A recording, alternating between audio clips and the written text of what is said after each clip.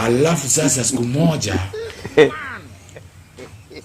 tukienda kutoa sadaka wa kanisa, kwa ile line ya kutoa sadaka, mama yangu nilifaint.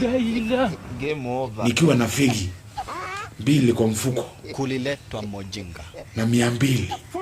Ekemonda. Wakati nilifentuka nikaamka kuingiza mkono kwa mfuko. Kwa nini Mungu unatupatia punishment ya kutupatia viongozi? Nikakuta sina 200. Niko na wanbwebute. God have mercy upon us. Na fegi zangu 2. You be mumu. You think say they wise. Alafu kuuliza marafiki zangu nini imefanyika.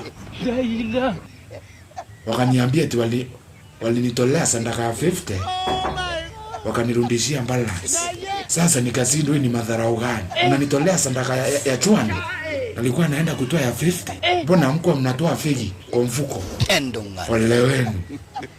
Sisi ni noma si noma. Sisi ni fire si fire. Sisi ni mangavana. Senator aka Mohamed Muti, aka Bouncing Baby Boy, aka